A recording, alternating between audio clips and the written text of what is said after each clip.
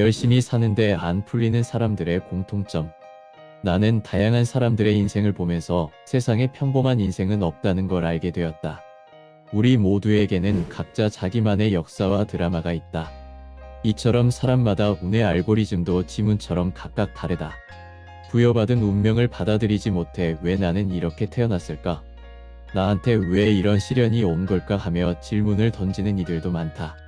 나 역시도 운의 알고리즘을 깨닫기 전에는 왜 나에게만이라는 질문을 참 많이 했었다. 우리에게 왜 이러한 운명이 주어졌는지 인간의 논리로 설명하기란 쉽지 않다.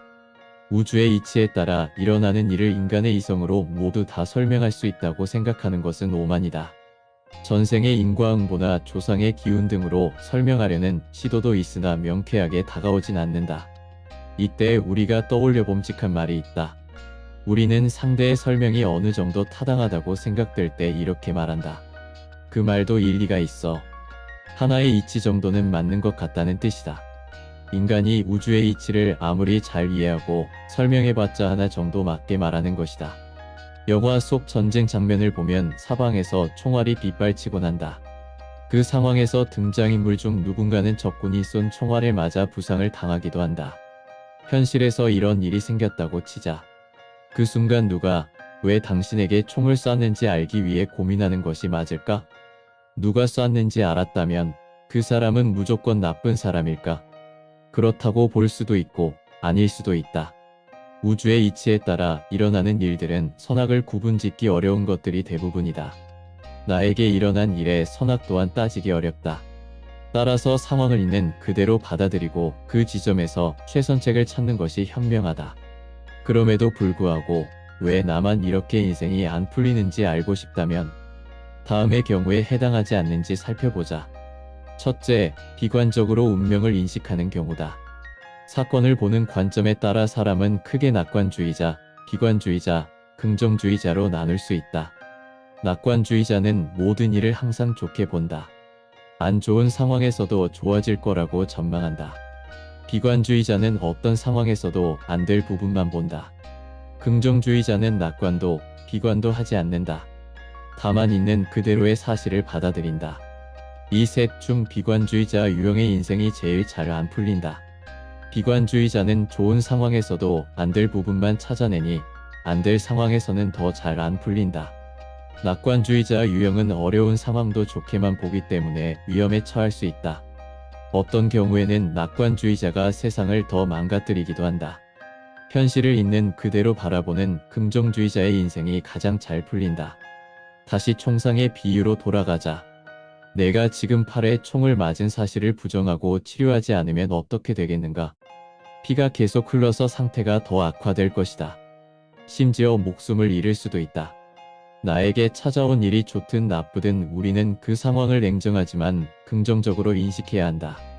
비록 팔엔 총을 맞았어도 두 다리는 현재 괜찮으니 의무병을 찾아가 치료를 받으면 지금보다 나아질 것이라고 믿는 게 긍정적인 식이다. 곧 과다출혈로 죽게 될 테니 가족에게 마지막 유서를 남겨야겠다고 생각하는 건 비관적인 식이다. 비관적으로 운명을 인식한 사람에게는 운의 알고리즘이 그 방향으로 계속 적용이 된다. 가랑비에 젖듯 안 될 운명에 푹 젖게 된다. 둘째, 준비가 안 되어 있는 경우다. 신락같이 미약한 기회도 쇠사슬처럼 단단히 만들어야 인생이 잘 풀린다. 인생이 안 풀렸다면 준비가 부족하거나 전혀 없어서 쇠사슬 같은 운도 신라처럼 가느다랗게 만들었을 가능성이 크다. 직관적인 이해를 돕기 위해 짧지만 탁월한 우화를 하나 들려주겠다. 어느 날 한 억만장자가 세 사람에게 빈 가방을 하나씩 갖고 오라고 했다. 그러자 첫 번째 사람은 빈손, 두 번째 사람은 종이 쇼핑백, 세 번째 사람은 튼튼한 캐리어를 들고 왔다. 세 사람이 모두 도착하자 억만장자가 말했다.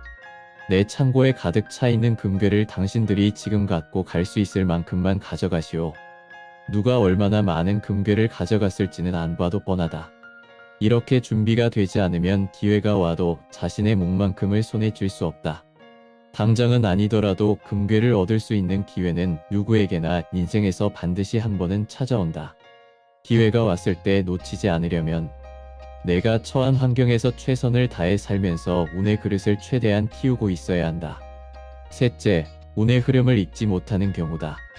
실패 가능성은 과장되게 해석하는 반면 성공 가능성은 축소해서 해석하는 것이다. 즉, 조심해야 할 때 대범하고 대범해야 할 때는 조심한다. 주식을 사야 할 때 팔고 팔아야 할 때 사는 격이다. 늘 깨어 있으면서 흘러가는 나의 상황을 예의주시할 때 실패를 피할 수 있고 기회가 왔을 때 크게 베팅할 수 있다. 철부지라는 단어가 있다. 여기서 철은 순우리말로 사리를 분별하는 힘을 뜻하는 동시에 계절을 의미한다. 즉, 철부지란 자신의 계절을 모르는 사람이다. 자신의 인생이 지금 어느 계절을 지나는지 모른다면 계속해서 제 운명을 향해 헛발질한다. 마치 겨울에 추수하려고 가을에 씨를 뿌리는 격이다. 넷째, 쓸데없는 연민이 있는 경우다. 자기도 힘들면서 더 힘든 사람에게 연민을 느낀다. 그렇다 보니 주변에 안색이 안 좋은 사람들만 있다. 이들은 어쩌다 귀인이 도움을 주면 고마워하지 않고 오히려 원망한다. 예수님이 원수를 사랑하라고 한 것은 원수임을 알고 있음에도 불구하고 사랑을 하라는 것이다. 원수를 귀인으로 착각하고 사랑하는 것과는 다르다. 오늘은 운의 알고리즘, 현존 정에도 지음 중에서 함께하고 있습니다. 이어집니다. 운명을 받아들이는 4가지 태도.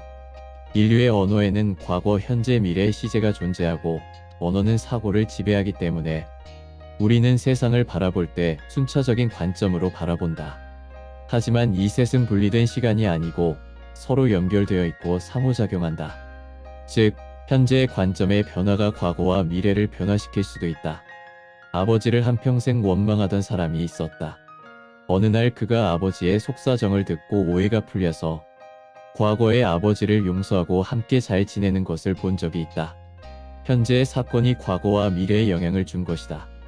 나는 상담을 하면서 어쩔 수 없는 현재와 지나간 과거를 원망하면서 사는 사람들을 많이 보았다. 나이를 먹으니 주름도 생기고 늙는 것 같아서 속상해요. 아빠 때문에 내 인생이 이렇게 된 거예요. 남들처럼 번듯한 아파트에 살고 해외여행도 다니고 해야 되는데 어느 세월에 남편이 이제 제발 정신 좀 차렸으면 좋겠어요. 지긋지긋해요. 나이를 먹어가면서 주름이 생기는 것, 아빠가 과거에 나한테 잘못한 것, 당장에 넉넉한 돈과 시간을 만드는 것, 남편이 정신 차리는 것, 이런 것들은 내 마음대로 바꾸기 어려운 것들이다. 나이가 들면서 주름이 생기는 걸 어떻게 막을 수 있을까? 물론 화장품이나 미용 시술로 노화를 얼마간 늦출 수는 있겠지만 아예 막을 도리는 없다. 50대가 20대처럼 되고 싶어 한다면 어리석은 것이다. 어리석음의 관점이 세팅되면 운의 알고리즘은 그 상태로 계속 고여있게 된다. 새로운 운을 보내주지 않는 것이다. 내가 상담을 하면서 사람들이 세상을 바라보는 관점을 정리한 결과 다음의 4가지로 분류할 수 있었다. 1. 바꿀 수 없는 것을 바꾸려고 함. 이것을 어리석음이라 한다. 2. 바꿀 수 있는 것을 바꾸지 않음. 이것을 나태함이라 한다. 3. 바꿀 수 없는 것을 받아들임. 이것을 평온함이라 한다. 4.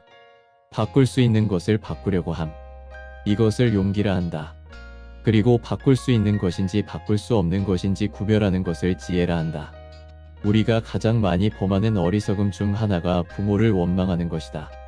부모도 나를 선택하고 싶어서 선택한 것이 아니다. 우주의 법칙에 따라 서로가 이번 생에 인연이 된 것이다. 부모는 바꿀 수 없는 대상임을 받아들이고 주어진 상황에서 내가 가장 행복할 수 있는 방법을 찾는다면 평온이 찾아온다. 나는 영어를 잘 못한다. 읽고 쓰는 것은 어느 정도 하지만 평소에 영어로 대화를 나눌 일도 딱히 없었고 영어회화 실력을 증진시키기 위한 노력도 따로 하지 않았기 때문에 영어로 듣고 말하는 것이 잘 안 된다. 내 인생 목표 중 하나는 세계 최고의 타로 마스터인데 영어를 못하니 나는 안 될 것 같아. 이러한 태도가 곧 나태함이다. 나의 영어 실력은 내 노력 여하에 따라 더 좋은 방향으로 바꿀 수 있는 영역인데 노력도 해보기 전에 안 될 것 같다고 포기하는 것은 상황을 바꾸지 않는 것이니 말이다.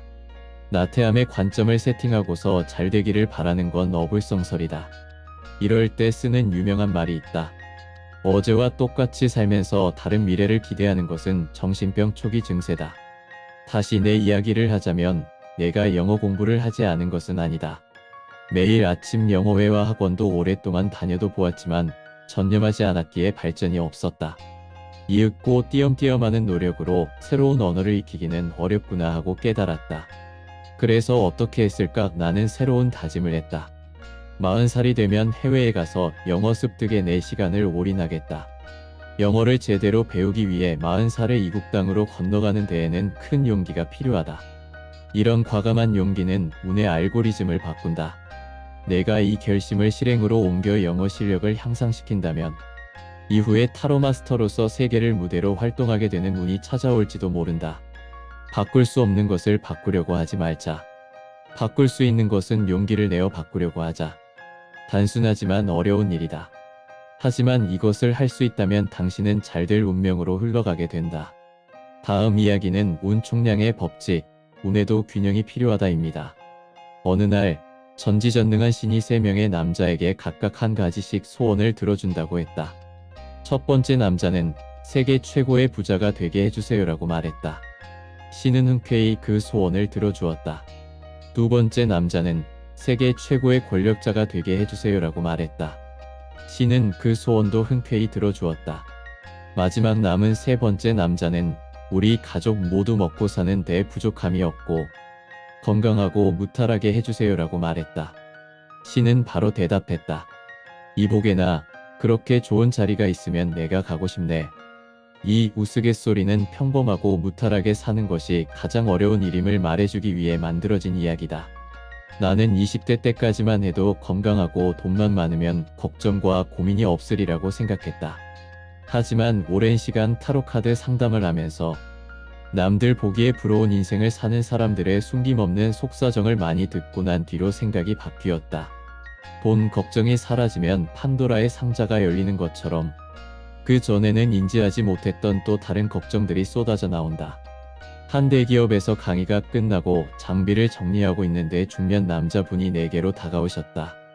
그분은 강의 잘 들었습니다 하고 짤막한 인사를 하시면서 나에게 명함을 건네주셨다. 명함에는 상무라는 직함이 적혀 있었다.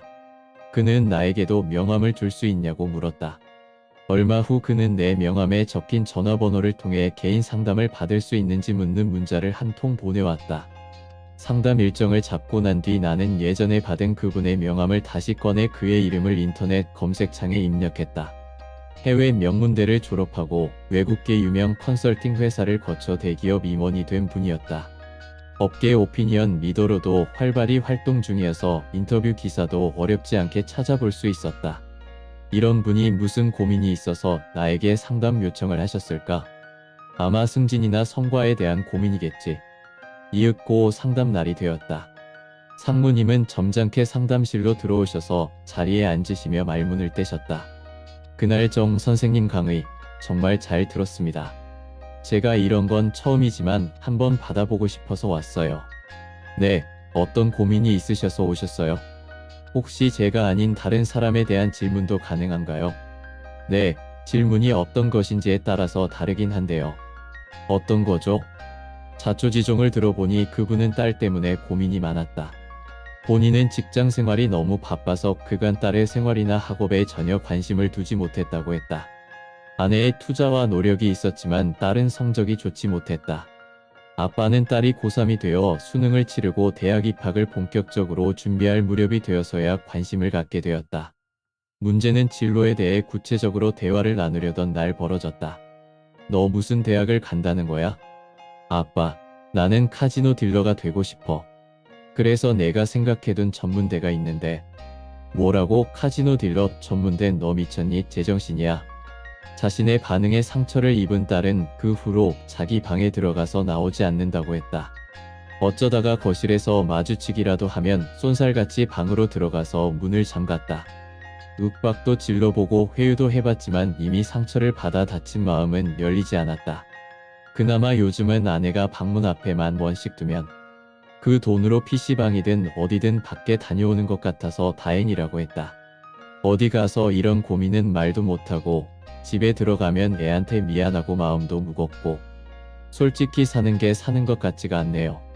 딸의 마음과 성향을 타로카드로 분석해보니 하고 싶은 것도 많고 성공에 대한 욕구도 높아 보였다. 아마도 딸은 잘난 아빠에게 자기도 잘하는 것이 있고 꿈도 있다는 사실을 보여주고 싶었을 것이다. 딸 입장에서는 자신에게 주어진 조건에서 카지노 들러가 최선책이라고 생각했는데 이를 아빠에게 무시당한 상황이었다. 따님은 공부로는 아빠에게 잘 보일 수 없으니 독특한 직업으로 잘 보이고 싶었던 것 같아요. 이미 대학 진학이 늦었다고 생각하는 지금은 그 생각이 더 커졌을 것 같아요. 나는 그분에게 새로운 제안을 드렸다.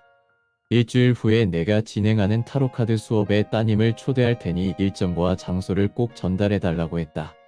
사실 제안을 드려놓고도 수업 당일 과연 그분의 딸이 올지 반신반의했다. 그런데 수업 첫날부터 찾아온 것은 물론이고 수료하는 마지막 날까지 매번 늦지 않고 수업에 참석했다. 며칠 후 상무님에게 문자가 한 통 왔다. 딸이 나한테 고맙다고 하네요. 이제 거실에도 잠깐 나오고 편의점에도 다녀오네요. 정 선생님 고맙습니다. 국내 최고의 기업에서 수십 회에 걸쳐 수천 명의 직원을 대상으로 타로 토크쇼를 진행한 적이 있다. 많은 이들이 선망하는 직장에 들어가면 아무 걱정이 없을 것 같지만 이 행사를 진행하면서 나는 인간의 고민은 끝이 없다는 것을 느꼈다. 아무리 일적으로 성공하고 돈을 많이 벌어도 가족 문제로 속을 앓거나 구설수에 휘말리거나 인간관계가 틀어지면 참으로 고통스럽다. 특히 한 부분에서 월등한 모습을 보여주는 사람은 또 다른 부분에서 깊은 고민을 갖고 있다. 운을 영역별로 금전, 건강, 인간관계, 가족, 명예로 나눈다면 5가지 영역의 총합은 100이다. 운의 총합은 100으로 동일하지만 개인마다 각 영역의 비율은 다르게 주어진다. 각 영역의 운을 담는 그릇의 크기도 다르다. 극단적인 예로 금전운은 90인데 건강운은 10, 인간관계와 가족 그리고 명예운은 0인 사람이 있다고 치자. 그리고 그가 가진 금전운의 최대 그릇이 1000억 원이라고 하자. 그가 타고난 금전운 90을 채우면 900억의 부자가 된다. 그러나 그 후로는 병원 침대 위에서 혼자 쓸쓸히 여생을 보내게 될 것이다. 이런 사람이 현명하게 살려면 금전운 90을 건강과 인간관계 그리고 가족운에 나눠야 한다.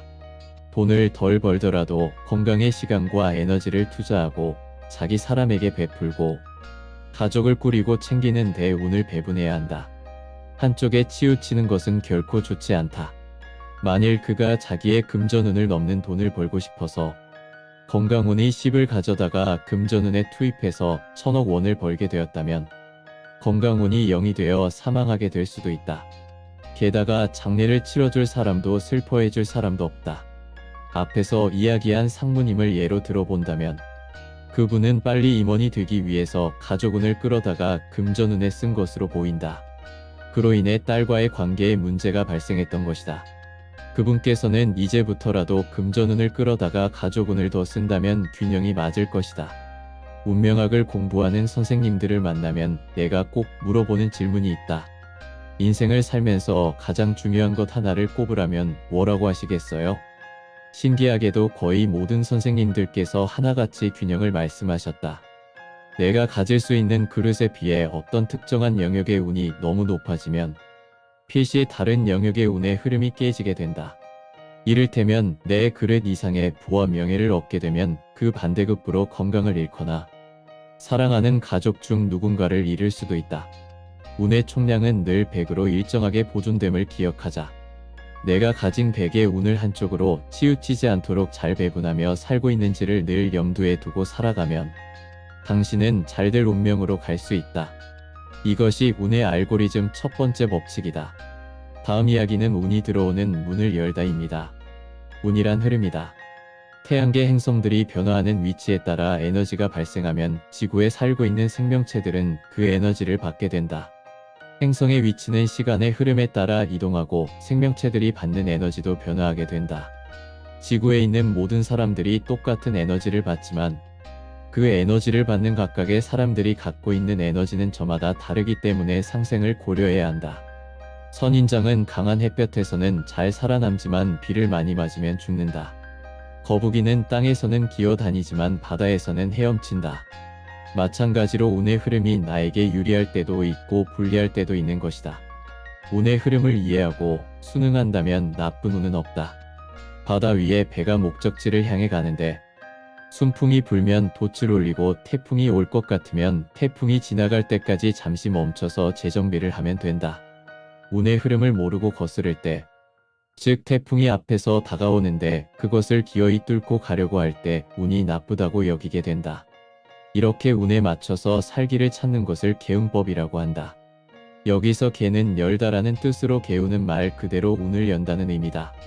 나의 선택과 마음가짐으로 나쁜 운조차 좋은 운으로 갈 수 있는 관문으로 받아들이고 운의 문을 여는 것이다. 그렇다면 어떻게 운의 문을 열 수 있을까? 첫 번째는 운명을 이동시키는 것이다. 즉 이민, 이사, 이동이 있다. 한국에서는 자신의 길을 찾을 수 없어 캐나다로 워킹 홀리데이를 떠났던 손님이 있었다. 그곳에서 요리의 세계를 접하게 되었고 돈을 모아 세계적인 요리학교를 들어가게 된다. 그는 몇 년 동안 캐나다에서 모은 돈과 요리학교 졸업장을 갖고 한국으로 금이환양의 신도시의 상가를 얻어 고급스러운 인테리어의 프렌치 레스토랑을 오픈했다. 하지만 얼마 되지 않아 주변 상가 곳곳에 임대문의 포스터가 붙기 시작했다. 기세가 꺾인 상권의 막차를 탄 것이다. 거리는 황량했고 손님은 오지 않았다. 적지 않은 월세, 인건비, 식재료비, 대출이자가 그의 목을 조여오기 시작했다. 설상가상으로 급한 마음에 추가 대출을 알아보다가 사기까지 당하게 된다. 결국 캐나다에서 모은 돈은 1년 만에 바닥이 났고 마음의 상처만 남아 오랜 기간 집 밖으로 나오지 않을 정도로 우울감에 사로잡혔다. 하지만 이렇게 살아서는 안 되겠다고 마음먹은 그는 일자리를 찾아서 다시 캐나다로 떠나게 된다. 다시 돌아간 캐나다에서 그는 보조 요리사로 밑바닥부터 시작했지만 곧 실력을 인정받고 귀인을 만나 새로 오픈하는 레스토랑의 메인 셰프가 되었다. 그곳에서 좋은 인연을 만나 결혼하게 되었고 영주권도 취득하게 되었다. 지금 내가 살고 있는 집, 일하는 사무실, 국가가 나와 상극인 경우가 있다. 이런 경우 나에게 맞는 터를 찾아 생활의 배경을 옮기면 운명이 하루아침에 바뀌게 된다. 늪에 빠져있던 스포츠카가 고속도로 위를 달리게 되는 격이다. 두 번째는 나쁜 인연의 굴레를 벗는 것이다. 이직, 이혼, 이별이 있다. 직장 상사 때문에 정신과 치료를 받고 있다는 손님들을 심심치 않게 만나게 된다. 이야기를 들어보면 직장 내 괴롭힘이나 왕따가 사람의 영혼을 얼마나 파괴하는지를 알 수 있다. 상사와의 갈등으로 휴직을 한 손님이 있었다. 본인은 모르겠지만 직장 다닐 때에 초췌했던 안색이 휴직하는 동안 많이 회복되어 있었다. 하지만 눈동자는 불안해 보였고 목소리가 미세하게 떨렸다. 다음 달이면 휴직 기간이 끝나서 복직해야 되는데 하루하루가 두려워요. 회사 문제로 상담을 하러 온 손님들을 만나다 보면 그 직장이 아니면 안 된다는 틀에 갇혀 있는 경우를 많이 본다. 물론 당장의 생계와 경력 때문에 사직이나 이직이 쉽지 않다는 것은 잘 안다. 하지만 내 영혼과 마음이 피폐해지고 그 여파로 인해 건강도 해치는 상황이라는 것을 인지해야 한다. 그 손님은 복직했지만 결국 도저히 견디지 못하고 몇 개월 만에 연봉과 경력을 포기하고 이직했다. 선생님, 제가 무엇 때문에 그 회사에서 숨 막힌 삶을 살았었는지 모르겠어요. 지금이라도 빠져나와서 다행이죠. 군대에 가면 유독 가스 유출 상황을 대비해 화생방 훈련을 한다. 화생방 훈련실에 들어가면 가슴이 꽉 막혀오면서 눈과 코에서 불이 나는 것 같다. 나에게는 15년도 더 지난 오래전 일이지만 지금도 그때의 고통이 생생하다. 훈련이 끝나고 화생방 훈련실 문을 박차고 나오면 눈물 콧물이 쏟아지면서 맑은 공기에 가슴이 뻥 뚫리게 된다. 나쁜 인연에서 나오는 에너지 파장은 화생방 훈련 때 들이마시는 유독가스와 같다. 그 인연에서 벗어나면 새로운 세상이 열린다. 나는 이직, 이혼, 이별을 통해서 곧바로 운명이 바뀐 사람들을 많이 보았다. 지금의 인연에 숨이 막힌다면 문을 열고 나오면 된다. 문 밖에는 잘될 운명이 기다리고 있다. 세 번째는 누에고치에서 나비가 되는 것이다. 즉 다이어트, 성형, 패션 등이 있다. 개인 의상 코디를 전문으로 하는 선생님께 들은 얘기다. 그 사람에게 맞는 예쁜 옷을 추천하면 거부하는 경우가 의외로 많아요. 하녀인데 공주 옷을 입은 것 같은 거죠. 그는 예쁜 옷을 입으면 그 사람의 표정, 행동, 말투가 당당하고 교양 있게 변하는 것이 흥미롭다고 했다. 그 반대의 경우도 있다. 예비군들은 군복만 입으면 이상하게 짝다리를 짚고 껄렁껄렁한 자세를 취한다. 옷이 사람에게 이 정도의 영향을 미치는 것을 보면 외모의 변화는 운명도 변화시킬 수 있을 것 같다. 손님 중에 개그우먼 지망생이 있었다. 열심히 준비했지만 그때까지 개그우먼으로는 성취가 없었다. 그즈음 그녀는 약간의 체중 조절을 했는데 그 결과 재연 배우를 할 수 있는 기회가 주어졌다는 소식을 들었다. 1년이 좀 지났을 무렵 그 손님이 상담소에 다시 찾아왔다. 그녀가 문을 열고 들어오는데 나는 다른 손님이 온 줄 알았다. 극지 않은 복권이라는 표현이 실감날 정도로 다이어트와 성형시술로 다른 사람이 되어 있었던 것이다. 선생님, 오늘은 제가, 아이고, 이거 왜 이렇게 부끄럽죠? 우와. 대화를 나눠보니 예전의 호탕한 웃음은 그대로였다. 그날은 이전에는 한 번도 물어본 적이 없었던 연애에 대한 질문을 하러 온 것이었는데 그게 부끄러웠던 모양이었다. 모태솔로였던 그녀는 헬스장에서 만난 멋진 남자와 예쁜 연애를 했다. 인터넷상에서 인기 있는 커플로 많은 이들의 선망을 받기도 했다. 겉모습이 뭐가 중요할까 생각할 수도 있지만 때로는 겉모습이 내면을 지배하기도 한다. 겉모습에 따라 다른 사람이 나를 바라보는 시선도 달라지거니와 무엇보다 스스로 뿜어내는 에너지가 달라진다.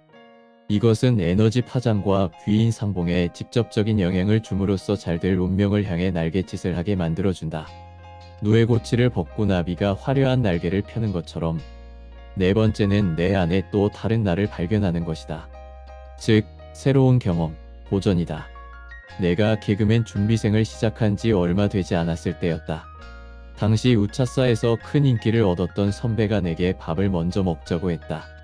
식사 후 커피를 마시러 그의 집에 가보니 방 안에는 종이 캔버스, 물감, 이젤 등 미술 도구들이 있었다. 선배님, 그림 그리시는 거 좋아하시나 봐요.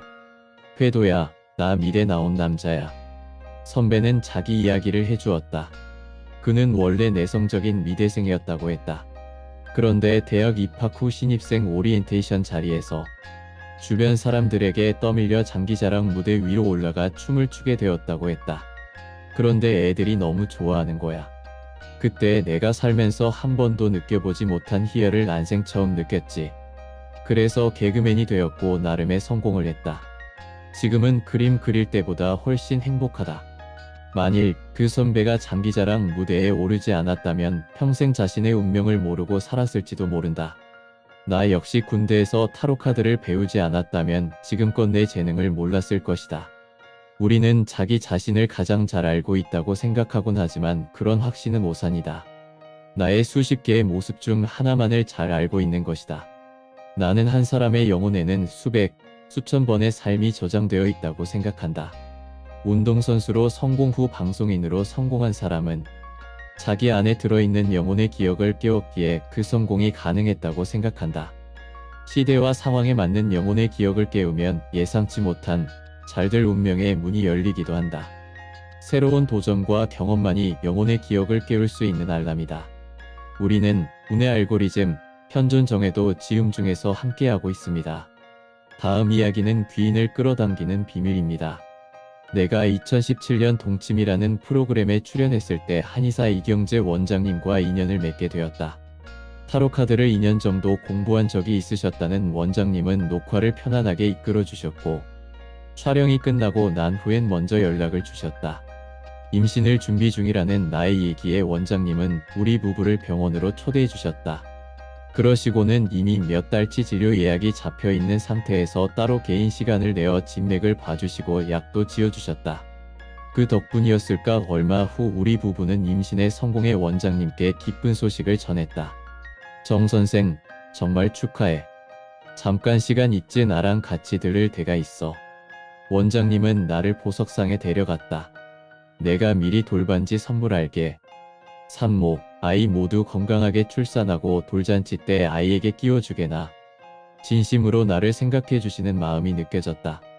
원장님은 그 후 우리가 둘째 아이를 준비할 때도 도움을 주셨다. 뿐만 아니라 원장님은 종교, 정신세계, 풍수 등 다양한 분야의 지식과 깨달음을 알아듣기 쉽게 나에게 전달해 주셨다. 덕분에 삶을 대하는 자세도 달라졌고 상담을 한 차원 높게 올리는 계기가 되었다.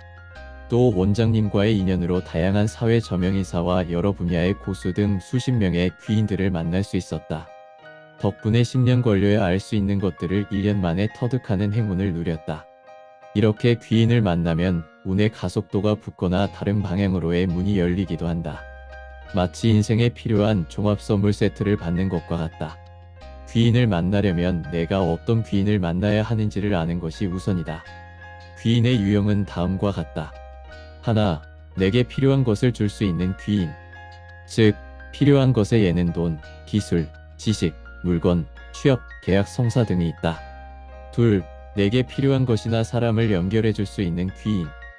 셋, 생각지 못한 해결책을 제시해주는 귀인. 넷, 내가 올바른 방향으로 갈 수 있게 조언을 해주는 귀인. 다섯, 나를 마음으로 걱정해주고 아껴주는 귀인. 내가 만나야 할 귀인이 어느 유형에 속하는지 알았다면 그이의 모습을 보다 구체적으로 적어보는 것도 좋다. 귀인 기도를 해보자. 우리 눈에는 보이지 않는 주파수가 발생하면서 그런 귀인을 나에게로 끌어당겨줄 것이다. 또한 이렇게 머릿속으로 내가 만나야 할 귀인의 모습을 항상 머릿속으로 그려보면 그 귀인이 실제로 나타났을 때 그냥 스쳐 지나가는 일을 막을 수 있다. 오랜 시간 나는 초능력을 갖고 싶다고 갈망했다. 그러던 중 어느 날 아버지가 한 친구분 얘기를 들려주셨다. 그분은 규모가 제법 큰 세탁소를 30년 정도 하셨는데 어떤 깨달음을 얻고 난 뒤로 무료로 아픈 사람들을 위해서 기도해 주시기 시작했고 실제로 그 기도 이후에 낫는 경우가 많았다는 것이다. 나는 아버지를 1년간 졸라 그분을 직접 찾아뵙게 되었다. 그분은 나를 보자마자 반가운 미소를 지으셨다. 내가 며칠 전에 내 친구 아들 회도를 한번 보면 좋겠다고 생각했는데 자네가 이렇게 찾아오니 신기하네. 악수 한번 하게나. 그러고 나서 아버님 친구분과 악수를 하는데 팔의 혈관 안으로 전기 같은 게 쭉 밀려오는 느낌을 받았다. 그런 느낌의 악수를 한 3분 정도 길게 하셨다. 그분은 나여라는 호를 쓰고 계셨다. 나여 선생님은 지난 30년간 사람들의 더러워진 옷과 이불을 깨끗하게 빨아주는 일을 하셨는데 이제 남은 생은 사람들의 영혼을 깨끗하게 만들어주는 일을 하기로 결심하셨다고 했다. 일종의 영혼 세탁소라고 할 수 있겠다. 지금까지 나여 선생님은 수백 명을 악수와 기도로 치유해 주셨고 그 과정에서 기적 같은 일들도 상당히 많이 있었는데 놀라운 것은 이 모든 일을 무료로 하고 계셨다. 당시 내가 나여 선생님을 찾아뵙고 싶었던 이유는 결혼을 해서 아이를 갖고자 노력하는 중이었는데 아이가 생기지 않았기 때문이었다. 나여 선생님은 꿈을 통해서 메시지를 받으시는데 내 고민을 들으시더니 일단 무엇을 걱정하는지 알았으니 기다려보라고 하셨다. 며칠 후 나여 선생님으로부터 연락이 왔다. 선생님은 꿈에서 계시받은 비책을 나에게 알려주셨고 우리 부부는 선생님이 알려주신 바대로 그대로 실행하고 결과를 기다렸다. 이후 시험관 시술을 시도한 지 한 번 만에 첫째 아이가 우리에게 와주었다. 감사 인사를 드리러 나여 선생님을 다시 찾아뵈었을 때 선생님께서 이렇게 말씀하셨다. 내가 회도를 위해서 호를 하나 주고 싶은데 혹시 원하는 게 있을까? 나여 선생님처럼 초능력을 갖고 싶습니다. 그것을 가능하게 만들어줄 수 있는 호가 있을까요? 이후 나여 선생님은 나를 위한 기도를 해주셨고 며칠 후 꿈을 통해 나의 전생을 보았다며 이런 메시지를 주셨다. 기도를 통해 꿈에서 본 결과 이번 생에 초능력을 갖는 것은 어려울 것으로 보였습니다. 꿈에 선녀가 나타나 발끝으로 남자들을 유혹하다가 이곳으로 오게 된 것으로 보였습니다. 맑은 영혼을 갖고 있고 고운 사람입니다. 호는 현존으로 하라는 계시가 보였습니다. 현존, 현존, 현존. 그날 이후로 나여 선생님은 친구 아들이지만 나를 현존이라고 불러주신다. 그리고 얼마간의 시간이 지나서 찾아뵈었을 때는 나에게 큰 수정 구슬을 선물로 주셨다. 현존은 맑은 영혼을 갖고 태어났다. 이 티 없이 맑은 수정 구슬과 같은 마음으로 힘든 사람 있으면 도와주거라. 살다가 내 것이 아닌 것에 욕심이 날 때면 이 수정 구슬을 보면서 맑은 영혼을 유지하도록 하고 전생의 선녀였으니 항상 외모도 단정하고 깨끗하게 하고 다녀라. 그러면 돈을 쫓지 않아도 자연히 돈이 들어올 것이고 존경받는 사람이 될 거다. 그 뒤로 나는 현존이라는 호를 쓰고 있다. 나중에 알게 되었지만 현존은 현재에 존재하는 것을 오롯이 느끼는 상태를 말한다. 그야말로 존재 자체에 감사함을 느끼는 것이니 궁극의 깨달음인 셈이다. 포를 받고 나서 나는 내 소명을 정의하게 되었다. 내가 타고난 영혼 에너지로 세상에 빛이 되는 사람이 되자. 그것이 어두운 동굴 속 작은 촛불 하나가 될지 망망대해의 등대가 될지는 모르겠지만 세상을 밝게 만드는 사람이 되자. 이렇게 귀인을 만나면 내 소명을 찾을 수도 있다. 혹시나 이 책을 보고 나여 선생님을 꼭 한번 뵙고 싶다는 생각을 하신다면 안타깝지만 이제는 어려운 일이 되었음을 말씀드린다. 선생님께서는 그동안 많은 기도를 하신 탓에 에너지가 소진되어 더 이상 사람들을 만나지 않으신다. 하지만 당신이 간절히 원한다면 당신에게 도움을 줄 수 있는 다른 스승님을 만날 수 있을 것이다. 스승은 제자가 준비되어 있을 때 찾아오는 법이다. 운이 좋다면 노력 없이도 귀인이 먼저 올 수도 있고 그들이 아무 조건 없이도 날 도와줄 수도 있다. 하지만 귀인을 만나는 가장 쉬운 방법이 있다. 내가 귀인에게 해줄 수 있는 무언가를 갖추는 것이다. 아무리 대단한 사람에게도 부족한 무언가가 있다. 그들을 지켜보며 그들에게 도움이 필요할 때 먼저 손을 내밀어라. 내가 귀인에게 뭔가 해줄 수 있는 것이 있다면 귀인을 더 빨리 만날 수 있다. 다음 이야기는 운의 기회비용입니다. 나는 소송을 직접 경험해 본 적은 없지만 상담을 통해서 여러 차례 간접적으로 경험해 보았다. 내 결론은 소송은 거는 입장이든 당하는 입장이든 휘말리지 않는 게 최선이라는 것이다. 소송이 직업인 소수의 사람 말고는 대부분은 소송 과정에서 보이지 않는 에너지를 많이 소모하게 된다. 몇십 년 전의 일이다. 아버지 친구분 중에 옳고 그른 것을 분명히 가려야만 직성이 풀리는 분이 계셨다. 그분이 공중전화를 쓰려고 동전 투입구에 20원을 넣었는데 뭐가 잘못되었는지 공중전화가 고장이 났다. 아버지 친구는 당시 한국통신을 대상으로 20원을 돌려받기 위해서 소송비로 20만 원을 썼고 끝내 공중전화 속으로 들어간 20원과 약간의 피해보상비를 받아내셨다고 들었다. 성취감은 있었겠지만 소송에 들어간 돈과 시간, 에너지를 생각하면 기회비용이 너무 크지 않았나 싶다. 아버지 친구분께 이렇게 말하기는 죄송스럽지만 나는 그분의 행동이 미련했다고 본다. 상담을 하면서 제3자 입장에서 보면 이처럼 미련하게 행동하는 경우를 자주 보게 된다. 당사자는 모르겠지만 객관적으로 볼 때는 그렇다. 나의 또 다른 전공은 경영학이다. 경영학은 한정된 자원을 어떻게 최대한의 효율로 쓸 수 있는지를 연구하는 학문으로 경영학의 목표는 최소 투입과 최대 산출이다. 우리에게는 제한된 시간과 에너지가 있다. 여기서 에너지라 함은 돈, 감정, 체력, 운을 통틀어 일컫는다. 이를 얼마나 효율적으로 쓰느냐가 잘될 운명으로 가는 길을 결정한다. 20원을 받아내기 위해서 1년의 시간, 20만 원이라는 돈, 분노라는 감정, 그리고 그 외의 체력과 운을 쓴 아버지 친구의 사례는 최악의 경영이라고 봐야 된다. 내가 지금 하고 있는 일이 미련한 행동인지 잘될 운명으로 가는 길인지 판단하기 위해서는 두 가지를 고려해보면 된다. 첫째, 지금 나는 그 일을 위해서 얼마만큼의 시간과 에너지를 쓰고 있는가? 둘째, 그로 인해 내가 얻는 것이 무엇인가? 나는 타로 상담을 하면서 가끔 내 상담에 만족하지 못하는 손님을 마주하곤 한다. 그런 분들이 보통 1년에 3명 정도가 있는데 내가 부족해서도 아니고 손님이 이상해서도 아니다. 서로의 주파수가 안 맞을 뿐이다.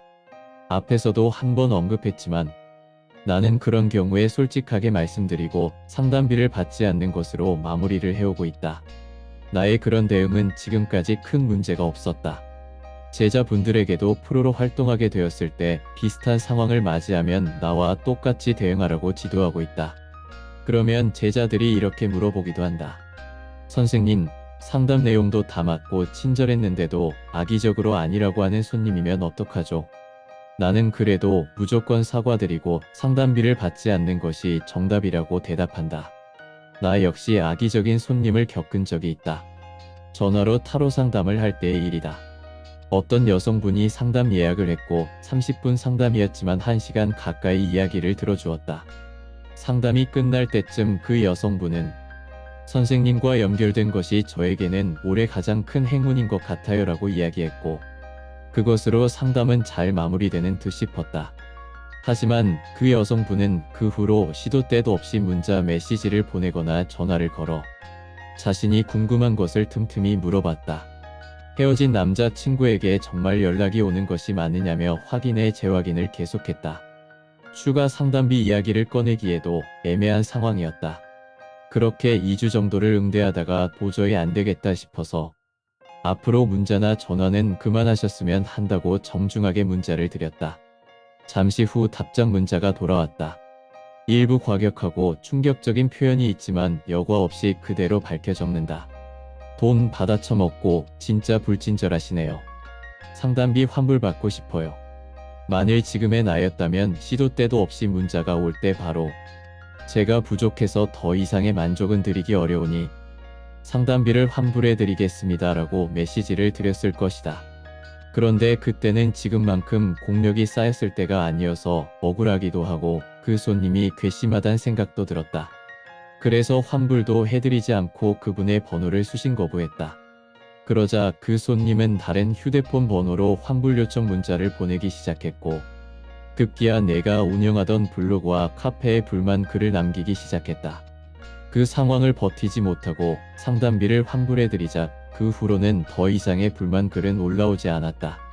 나는 이 일을 겪은 이후로 전화 상담은 하지 않기로 했다. 감정 에너지와 운은 서로 연결되어 있어서 눈앞에 보이는 것보다 보이지 않는 것의 크기가 더 클 때가 많다. 내 감정이 안 좋거나 불안하면 운도 동기감응되어서 그 흐름이 바뀐다. 지금 나는 어디에 나의 시간과 에너지를 투자하고 있는지 한번 생각해보자. 누군가를 원망하고 미워하는 데 쓰고 있는 것은 아닐까? 실수를 인정하고 싶지 않아서 방어벽을 만드는 데 쓰는 것은 아닐까? 그렇다면 무례한 사람을 어떻게 상대해야 할까? 나 역시 이 일을 하면서 가끔 무례한 사람을 만나기도 한다. 타로카드를 자동차 키로 누르는 사람, 양해를 구하지 않고 타로카드를 뺏어서 섞어보는 사람, 막무가내로 지금 당장 본인의 상황을 타로카드로 봐달라는 사람 등 무례함의 종류도 다양하다. 살다 보면 이렇게 일방적으로 내 에너지 파장을 깨려고 하는 사람들을 만나게 된다. 즐거운 마음으로 외출을 했는데 모르는 사람이 던진 돌이 나에게 날아온 셈이다. 이 상황에서 하수, 중수, 고수의 대처법은 어떻게 다를까? 하수는 돌에 맞는다. 운 좋게 피했더라도 그 돌을 던진 사람과 싸우러 간다. 중수는 돌을 피하고 돌을 던진 사람과 맞서지 않는다. 고수는 돌을 피할 뿐만 아니라 돌을 던진 사람을 내 편으로 만든다. 돌 던진 사람이 나를 향해서 던진 것이든 잘못 던진 것이든 가장 중요한 것은 우선 내가 아무런 피해를 입지 않는 것이다. 그 다음으로 적을 만들지 않는 것이 중요하다. 그런 맥락에서 내가 잘해줬던 것에 대한 보상을 포기하거나 당장 몇만 원, 몇 백만 원의 손해를 보는 것을 감수하는 것이 현명한 처신일 때도 있다. 안 될 운을 가진 사람이나 이미 엎질러진 물 같은 일은 손절하고 귀인이나 잘 될 일에 나의 감정과 운을 투자하자. 어떤 선택을 하든지 항상 머릿속으로 운의 기회비용을 생각하자. 다음은 운 나쁜 사람은 가족이라도 피하라입니다. 운이 나쁜 사람은 스스로 세운 계획과 해왔던 노력이 발현되지 않은 사람으로 다음과 같은 특징이 있다. 첫째, 자격지심이 있다. 둘째, 피해의식에 사로잡혀 불편불만이 많다. 셋째, 의심이 많거나 타인에게 집착한다. 넷째, 지나치게 예민하다. 다섯째, 과장이 심하고 허세를 부린다. 운이 나쁜 것에도 두 가지 종류가 있는데 하나는 박복한 사람, 하나는 재수 없는 사람이다. 이 둘이 동일하다고 생각할 수 있지만 차이가 있다. 박복한 사람은 자기 혼자 운이 나쁜 것이고 재수 없는 사람은 옆에 있는 나의 운까지 나쁘게 한다. 박복한 사람은 피해야 하고 재수 없는 사람은 도망쳐야 한다. 박복한 사람들의 특징은 심리적 역전, 쉽게 표현하면 청개구리 심보를 가졌다. 예를 들어 몸이 아파 너무나 괴롭다며 여기저기 병원을 찾아다니면서도 무의식적으로는 이 상황을 즐긴다. 아파야만 가족들이 관심을 가져주고 자신을 챙겨주기 때문이다. 이들에게 불행은 당연한 일이다. 행복하면 뭔가 불편하고 죄책감을 느낀다. 자신이 행복할 자격이 없다는 관점으로 기본 세팅이 된 것이다. 그러니 자꾸 불행한 일들만 일어난다. 정확하게는 의도적으로 불행을 끌어당긴다. 그래도 박복한 사람은 나에게 피해를 주지는 않는다. 재수 없는 사람은 나에게 육체적, 금전적, 정신적 그리고 영적으로도 피해를 준다. 재수란 재물이 생기거나 좋은 일이 있을 운수를 말한다. 따라서 재수 없는 사람이란 운이 없어서 나에게 도움이 안 되거나 오히려 폐를 끼칠 위험이 있는 사람이다. 그래서 누군가를 두고 에이, 그 인간 재수 더럽게 없네라고 말하는 것은 최악의 평가인 셈이다. 재수 없는 사람들은 만나러 갈 때부터 이상한 조짐이 보인다. 신호가 계속 내 앞에서 걸리거나 주차하려고 할 때 바로 내 앞에서 다른 차가 빈자리를 먼저 차지한다. 계단을 내려가다 넘어지거나 모서리에 찍히도 한다. 만나고 나면 왠지 기운이 축 처지고 마음이 무거워지고 머리가 복잡해진다. 우리는 살면서 운이 나쁜 사람을 어쩔 수 없이 만나게 된다. 보통 내가 운이 좋을 때는 주변에 운 좋은 사람만 모이게 된다. 따라서 자꾸 운 나쁜 사람만 만난다면 지금 내 운이 안 좋은 시기인지를 우선 생각해봐야 한다. 운이 좋을 때건 나쁠 때건 운 나쁜 사람을 피해야 하는 것은 변함이 없다. 내가 이런 말을 하면 사람들은 보통 이렇게 말한다. 에이, 그렇다고 어떻게 사람을 가려 만납니까? 친한 친구고 선배님인데. 나는 그 무엇보다도 그것이 사람이라고 생각한다. 내가 아무리 운이 좋을 때라고 해도 운 나쁜 사람에게 둘러싸이면 버티지 못한다. 아예 인연을 끊으라는 것이 아니다. 만남의 횟수를 줄이고 어느 정도 선을 그으라는 말이다. 운이란 굉장히 예민한 것이다. 어떤 하나의 계기로 손상되면 크게 망가진다. 그래서 나는 만나는 사람의 폭이 굉장히 좁다. 운의 소중함과 예민함을 알기 때문이다.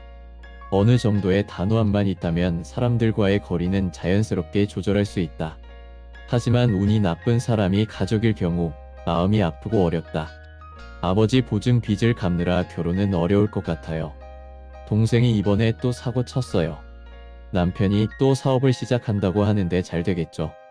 듣기만 해도 어떤 상황인지 머릿속에 그려지는 말들이다. 내 얘기가 아니라서 다행이다라는 생각이 들지도 모른다. 하지만 당신이 저 상황이 된다면 어떻게 할 것인가? 이번 한 번만 나 못 믿어. 감옥 갈지도 모른대라는 가족의 말을 듣고도 단호하게 거절할 수 있을까?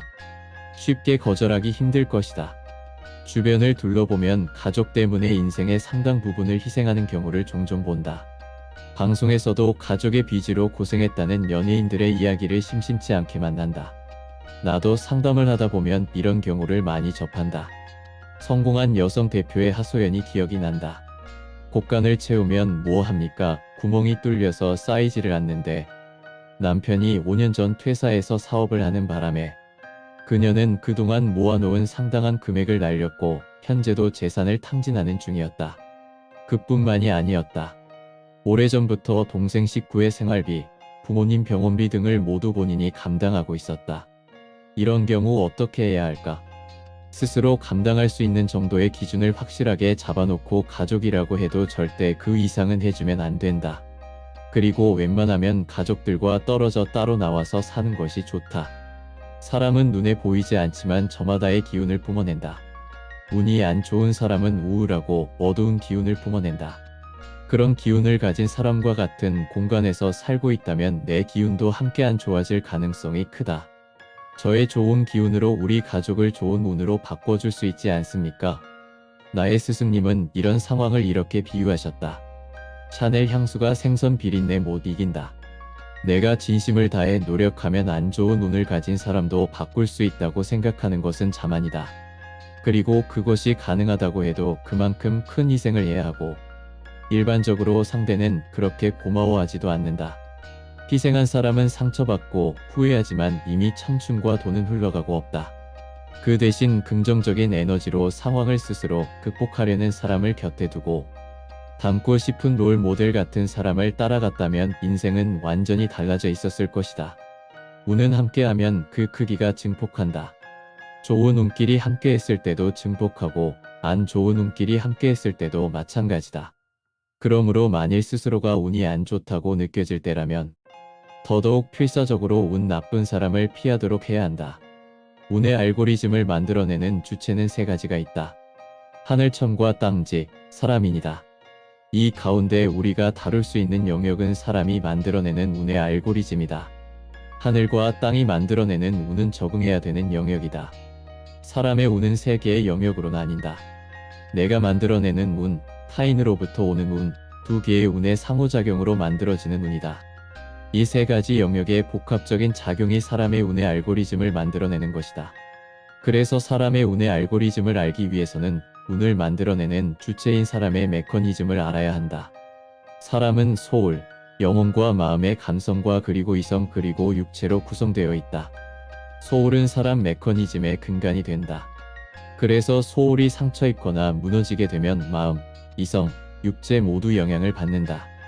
병원에서 하는 검진상에서는 문제가 없는데 몸이 아프다면 현대의학으로는 검진이 어려운 영혼이나 마음이 아픈 상태라고 볼 수 있다. 반대로 육체가 먼저 무너질 경우 물이 점점 스며들듯이 이성, 마음, 소울도 차츰차츰 무너진다. 진정으로 건강한 상태는 네 가지 영역 모두 건강한 상태라고 봐야 한다. 사람이 만들어내는 운을 알기 위해서는 소울의 메커니즘을 알아야 한다. 나는 그 답을 서양 철학의 사원소설에서 찾을 수 있었다. 만물의 근원은 무엇인가에 대한 질문에 서양 철학의 아버지 타레스는 만물의 근원은 물이다라는 주장을 했다. 이 주장은 엠페도클레스와 아리스토텔레스에게 계승되어 모든 만물은 사원소로 이루어졌다는 내용을 골자로 하는 사원소설이 탄생한다. 이후 2000여 년 동안 서양 문명에는 사원소설이 뿌리 깊게 자리 잡고 있었다. 이후 18세기 화학의 발전은 사원소설 주장에 오류가 있음을 밝혀냈다. 하지만 나는 사원소설은 소울의 에너지를 이루는 구성 원리로 본다면 지금도 여전히 그 의미가 유효한 주장이라고 생각한다. 나는 사람의 소울은 흙, 물, 바람, 불의 에너지로 이루어져 있다고 생각한다. 소울을 만일 마지막 단위까지 쪼개면 이 네 가지 원소의 에너지만 남아있게 되는데 그 구성 비율에 따라 사람마다 만들어내는 에너지가 다른 것이다. 예를 들면 소울이 흙 10, 물 10, 바람 30, 불 50으로 이루어진 사람이라면 불의 에너지를 많이 내보낼 것이다. 타로 카드는 에너지를 읽는 도구이고 서양에서 유래했기 때문에 카드에 그려진 내용들도 흙, 물, 바람, 불을 기반으로 구성되어 있다. 타로 카드에서는 금동전은 흙, 컵은 물, 칼은 바람, 지팡이는 불을 표현한다. 적을 알고 나를 알면 100번을 싸워도 위태롭지 않다. 손자병법에 나오는 유명한 구절이다. 나와 상대방에 대해서 알고 있다면 최소한 불운은 피할 수 있다. 따라서 무엇보다 소울 메커니즘에 대해 아는 것이 중요하다. 나의 소울을 이루고 있는 원소의 비율을 알아보기 위한 설문지를 작성해보자. 이 설문지는 내가 세계적인 베스트셀러의 저자 로리 베스 존스의 사원소 성향 분석을 참고하여 만든 것이다. 그동안 외부 강연을 통해 약 5천여 명을 대상으로 테스트를 해본 결과 대체로 맞는다는 의견이 지배적이었다. 다음은 운이 바뀔 때 나타나는 징조입니다. 미래를 예측하는 방법은 크게 두 가지다. 하나는 역술이고 다른 하나는 무속이다. 단순히 비교하자면 역술은 공부를 통한 것이고 무속은 다른 차원으로부터 메시지를 듣는 것이다. 그래서 영어에서는 무당이나 영매를 사이킥이라고도 하지만 중간자라는 의미에서 미디엄이라고도 부른다. 실제로 이 두 개의 영역은 명확히 분리되어 있지 않다. 무속인들도 역술에 대한 공부를 기본으로 하고 역술인들도 일반적인 수준을 넘기 위해서는 다른 차원의 메시지를 들을 수 있어야 한다. 무속은 내가 잘 아는 영역은 아니지만 흥미로운 경험이 있다. 내 단골 손님 중 원래 회사원이었는데 오랜 시간 신병으로 고생하다 결국 무당이 되신 분이 있다.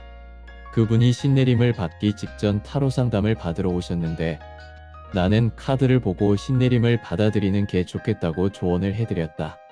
그것이 인연이 되어서 이후 그분의 법당에도 한번 초대를 받아서 갔는데 그분의 할머니인 조상신께서 내가 그분의 귀인이니 나를 위해 꾸준히 기도하라는 메시지를 주셨다고 한다. 그래서인지 그녀는 나를 위해 기도하고 있다며 가끔 연락을 주었다. 2019년 말 나는 강의실과 상담실을 구비한 제법 큰 사무실을 얻으려고 몇 달간 강남 일대를 돌아다니며 발품을 판 끝에 정말 마음에 드는 곳을 찾았다. 월세와 관리비, 유지비와 인테리어 비용 등이 원래의 예산을 훨씬 초과하게 되었지만 그만큼 사업을 확장하겠다는 포부를 가지고 새로운 사무실 계약 준비를 순차적으로 진행했다. 사무실을 계약하기 직전 그녀에게서 연락이 왔다. 서로 근황을 얘기하다 나는 새로운 사무실 계약을 앞두고 있다고 말했다. 가만히 이야기를 듣던 그녀는 사무실이 보이지 않는다며 도리지를 쳤다. 세부적인 계약 조건까지 모두 합의가 된 상태였기 때문에 당시에 나는 그녀의 말이 잘 이해되지 않았다. 그런데 아쉽게도 막판에 사무실 계약이 불발되었다. 사무실을 꾸미기 위해 인테리어 업체로부터 시안까지 받아둔 상태여서 나의 상심은 이루 말할 수 없이 컸다. 그 뒤 사무실을 얻겠다는 의지가 꺾인 채 한두 달이 흘렀고 2020년 2월 코로나19 사태가 터졌다. 그래서 오프라인 수업을 대부분 취소하고 온라인 수업만 진행하게 되었고 추진 중이었던 모든 프로젝트는 비대면 방식으로 전환해야만 했다. 사무실을 계약했더라면 큰 손해를 볼 뻔했던 것이다. 날씨를 결정하는 것이 하늘이듯 운의 흐름도 하늘이 결정한다. 비가 온다고 하여 우산을 챙겼는데 비가 오지 않았다고 해서 크게 손해볼 것은 없다. 하지만 우산 없이 나갔다가 비를 맞으면 중요한 서류가 젖는다거나 옷이 망가질 수도 있다. 지금 하고자 하는 일이 타이밍에 맞는지를 알기 위해 일기예보를 확인하듯 운명학 전문가에게 운의 흐름을 조언받아서 나쁠 것은 없다. 사주나 별자리와 달리 타로카드는 생년월일시를 묻지 않는다. 그보다는 자신이 원하는 그림을 명확하게 그리게 하고 거기에 집중한 순간 그 사람이 뿜어내는 파동에 대응하는 타로카드를 통해 단기간에 운을 읽어낸다. 내가 정한 목적지가 진짜 내가 가고 싶은 곳인지, 같이 가는 사람과는 마음이 맞는지, 가다가 방해물이 나오지는 않는지 등을 예측해보는 것이다. 눈이 올 예정이라면 타이어에 스노 체인을 장착해두는 것이 안전한 것처럼 인생의 중요한 변곡점을 눈앞에 두고 있다면 만반의 준비를 하는 것이 좋다. 요즘은 비대면 상담을 하는 선생님들도 많이 계셔서 전화통화나 이메일로도 상담을 받을 수 있다. 나는 합리적인 상담비를 받으시는 선생님 3분 정도에게 상담을 받아보기를 권한다. 그러면 이분들이 공통된 이야기를 하는 지점이 나오는데 그것을 참고하면 도움이 된다. 상담은 3년에 한 번 정도 받으면 적당하고 연말연시에 한 번씩 체크하는 것도 좋다. 상담을 받을 때 주의해야 하는 부분이 있다. 지난 몇백 년간 우리 조상들은 지도를 보고 목적지를 찾아갔다. 하지만 세상이 변화하는 속도가 빨라지면서 막상 가보면 길이 없어졌거나 새 길이 만들어졌을 수도 있고 어떤 길은 유난히도 막혀서 그 길이 최선이 아닐 수도 있다. 그래서 이제 우리는 실시간으로 업데이트되는 내비게이션을 참고해 가장 빠르고 효율적인 길로 간다. 우리의 삶 또한 마찬가지여서 예전엔 상상하기 힘들었던 수많은 일들이 가능해지고 있다. 예를 들어 유명인이 되고 싶은데 타고난 운명은 많은 사람들 앞에 서거나 교류하면 위험 요소가 많아서 혼자서 해야 하는 일이 맞는 팔자가 있다고 치자. 30년 동안 계룡산에서 책으로만 공부한 선생님이라면 유튜버, 웹툰 작가, 프로게이머 등 오늘날 새롭게 떠오르는 신종 직업을 몰라 이렇게 말할 수 있다. 유명인은 안 맞아. 성격도 내성적이고 사람들 앞에 설 사람이 아니야. 뒤에서 지원해줄 팔자지. 연구원, 번역가, 공무원을 하든가 기술을 배워서 전문직을 해. 그러나 이제 시대가 바뀌어서 얼굴은 나오지 않고 목소리와 타로카드만으로 콘텐츠를 만들거나 손만 보여주면서 요리를 하거나 프라모델을 만드는 콘텐츠로 수십만 명이 팔로우하는 인기 유튜버가 될 수도 있다.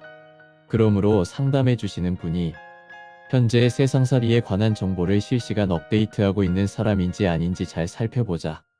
잘될 운명으로 훨씬 더 빨리 갈 수도 있는 방법이 있는데 10년 전 지도에 근거한 조언 탓에 먼 길을 돌고 돌아서 갈 수도 있을 테니 말이다. 전문가의 조언을 받지 않고 혼자서 운의 흐름을 읽는 방법은 없을까? 한 업종에서 오랜 기간 종사한 사람이라면 사업상 지금이 어떤 타이밍인지를 본능적으로 안다. 과거부터 쌓인 경험치가 무의식에 새겨져 직관으로 작용하기 때문이다. 이런 경우는 운명학자보다 본인의 직감이 더 맞을 수도 있다.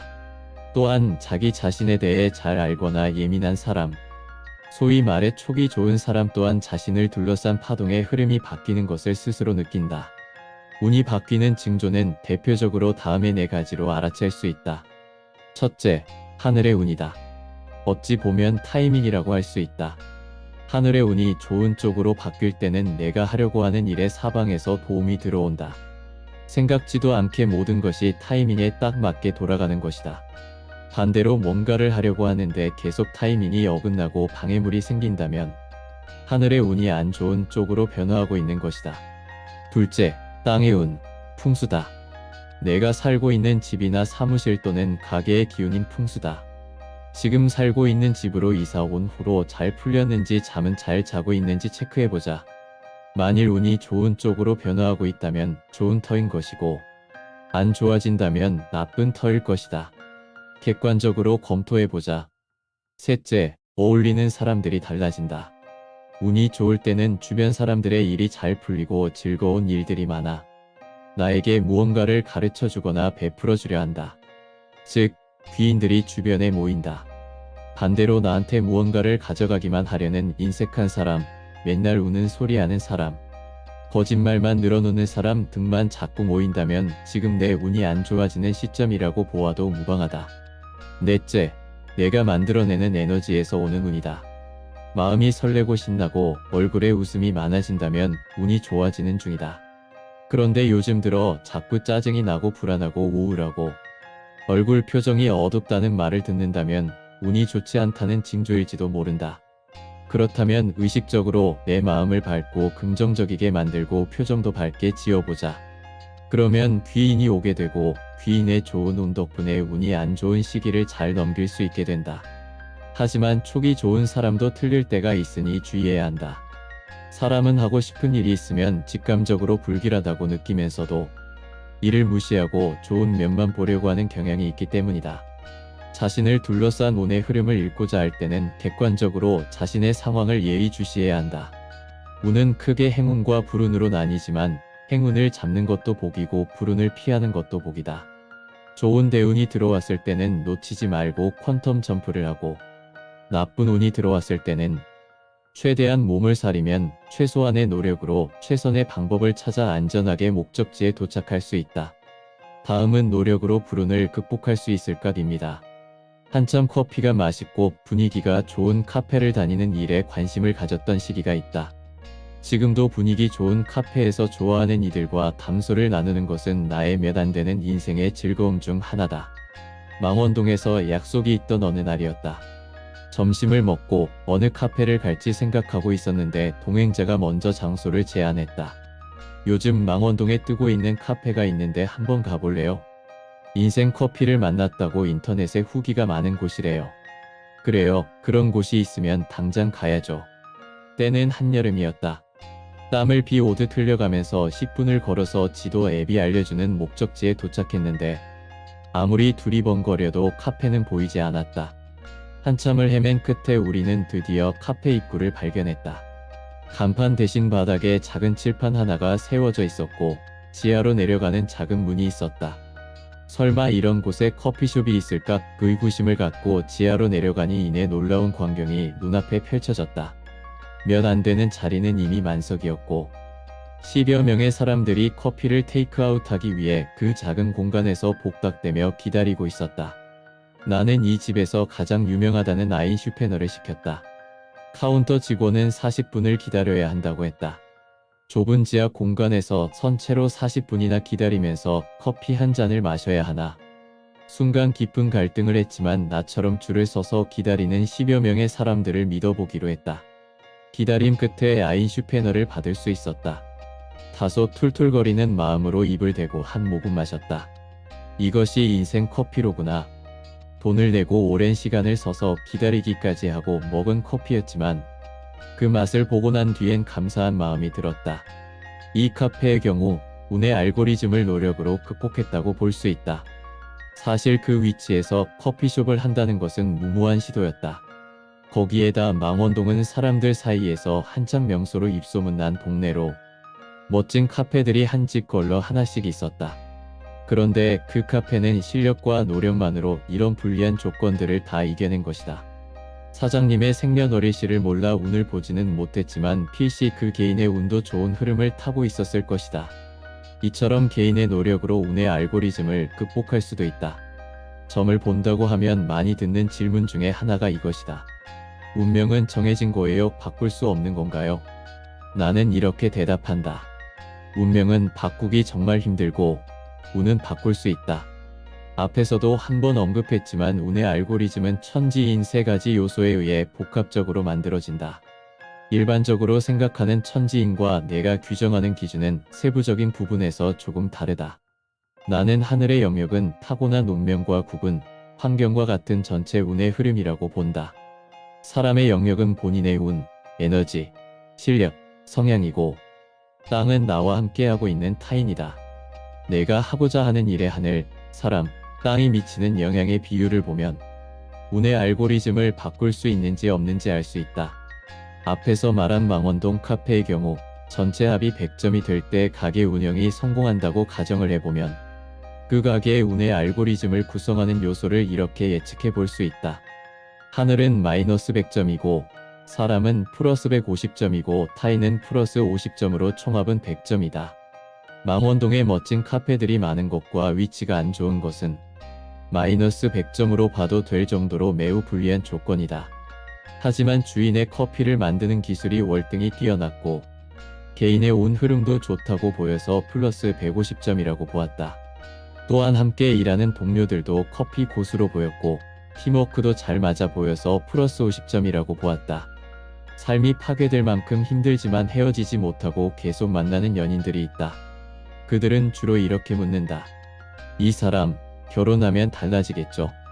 3년 동안 연애를 하면서 한 달에 한 번꼴로 나에게 타로 상담을 받았던 손님이 했던 말이다. 부모님, 친구들 모두 다 결사반대하는 결혼이었지만 나에게만은 좋다는 말을 듣고 싶어 했다. 저 말고도 다른 곳에서도 상담 많이 받아보셨죠? 다들 비슷한 말 했죠? 네. 저도 손님께서 지금 만나고 계신 분과 결혼하셔서 잘 살기를 진심으로 바라요. 기도도 할게요. 그런데 과거와 현재를 볼 때 미래는 긍정적이지는 않아요. 선생님, 그래도 저 해볼래요. 이 사람 저 아니면 안 될 것 같아요. 네, 한 가지만 말씀드리면 여기에 바보 카드와 악마 카드가 보이죠? 이렇게 나오면 보통 결혼이 힘들어요. 그런데 결혼을 하게 될 경우, 그때부터는 이혼이 힘들어요. 바보가 악마에게 걸린 형상이에요. 결혼하면 이혼은 안 한다는 거네요. 그러면 힘내볼게요. 그녀는 내 말의 의도를 전혀 다르게 해석한 채 마음의 위로를 받고 자리를 일어섰다. 1년 후 그녀로부터 상담 요청 연락이 왔다.